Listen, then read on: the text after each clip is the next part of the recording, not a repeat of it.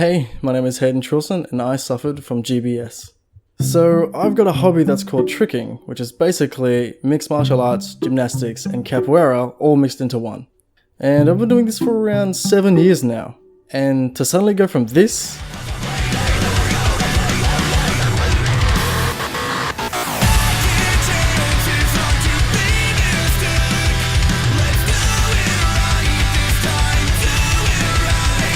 to this. He's found grass. And what do you think he wants to do? Hayden! To say the least, no one saw this coming. So around Christmas, I started to develop what is known as GBS, or Guillain-Barré syndrome. Now, this is an autoimmune disease that basically turned my own antibodies against me, hurting my nerve endings. It made things feel either desensitized or very numb to the touch, and often it was very tingly most of the time. And in my case, just after a week and a bit of it, it started to affect more and more of my body. It affected my arms, stomach, and most prominently, in my legs. It got so bad over the week that I could barely walk on them, and if there was an incline or stairs, that was a nightmare. My balance was pretty much non-existent at this point. It was very scary. So day one, being in an ambulance on my way to the Gold Coast University Hospital, and as soon as I got there, they immediately put me in for an MRI and a lumbar puncture. That was fun, having a needle in my back. It was the weirdest feeling. It felt like someone was like crushing my kidneys very lightly. It was a weird feeling. And the results from that showed that there was a high amount of protein but not a lot of blood flow, which means there was an infection there, but my body wasn't really doing anything to help it. So day 2, and I got admitted into my room and I got this thing hooked up to me, which is an intravenous immunoglobulin, or IVIG, or to put it simply, plasma. This stuff holds the good antibodies that is spun from hundreds of blood donors. This is what will speed the recovery process up and hopefully stop the disease from spreading even further. And this will be my effective treatment for GBS. So over the next 5 days, this is what I'll be taking. So for the first dose, we were testing to see how far we could up the flow rate for my body's limit. And just in the last hour, it got a bit to a point where I was feeling really antsy and my body kind of went into a bit of a shock. I was getting white in the face, I was feeling very uncomfortable, was constantly fidgeting about, wanted to get up and walk around, and overall just feeling really fatigued and weak. But thankfully, after an hour after the dosage, I was back to normal again. Good morning, this is day 2. Still got pins and needles in his feet, his hands, but he's definitely walking a little better. A lot easier. A lot easier? But if I try and do it in front of myself, balance is just very all over the place. So did they try to do that before, did they? Yeah, heel toe was the absolute worst of my balance. It just feels like in my hips, it can't like adjust when it's in front of itself. Can't? That's crazy. So day 3 and the third dose was in me, and I was walking about my room, testing things out, see how everything was going, and I could see some improvements in some small things. This is Thursday, day 3. 3 lots of Privigen, and you're not swaying as much, I feel. Hips are still the most vulnerable. Yeah. On the first day, I literally could not put my feet in front of another without feeling like I'll collapse. And here I am getting 2 steps in a row. Hey, 2 steps. That's pretty good. I was honestly a little bit proud. I'm not kidding when I say this, that this is really how far I could lift my legs.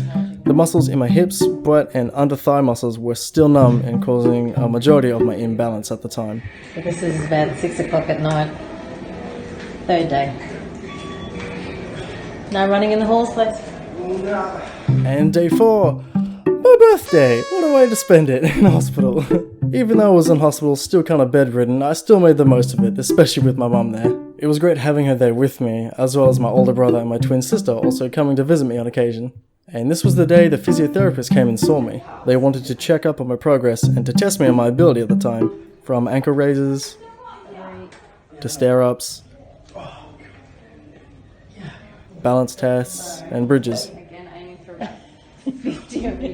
And day 5, this was the final dose I was having, and I was feeling pretty good at this point. I could already feel myself feeling a lot better than the first day I was admitted. Walking at this point was so much better. I wasn't finding myself wobbling as much anymore. I could notice more feeling was returning back, and I was finding more and more changes, like in strength of my arms were getting better and other small areas of my body.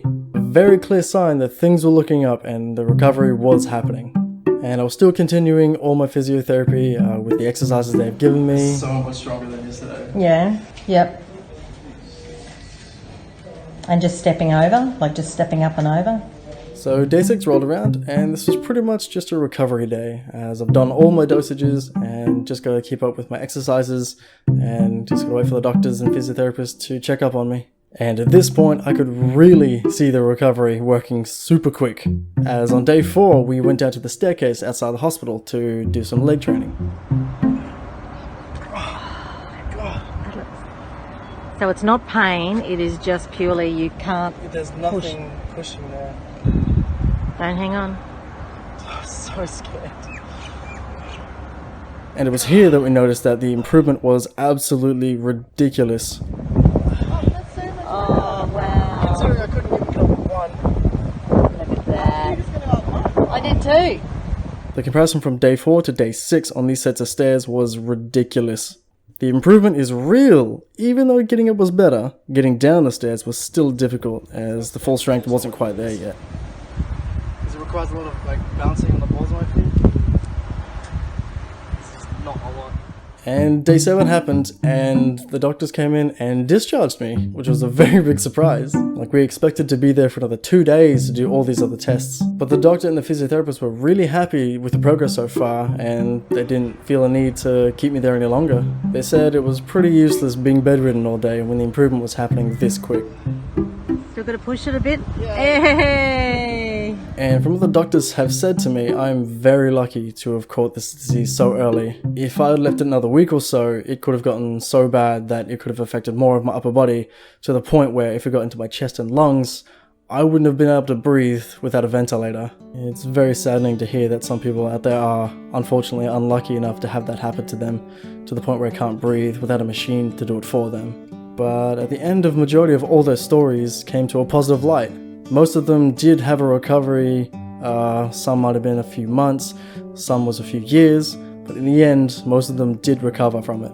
I'm just lucky that I caught it so early, and since I'm still young and still a relatively healthy body, I fought off the disease, I guess, pretty effectively. And for right now, it's a bit about a week since after discharging, and I'm feeling much more independent about myself. I'm driving around easier, I'm walking places without no need of any help or feel like I'm going to collapse anywhere. And I'm still trying to keep up with my exercises I was given, trying to use what I have around me to make more progress. And right now I'm still getting my mobility back, I'm just starting to get jogging back again, I'm back at work, and soon I'll be right back into tricking again. Yo! And thank you for listening to my story.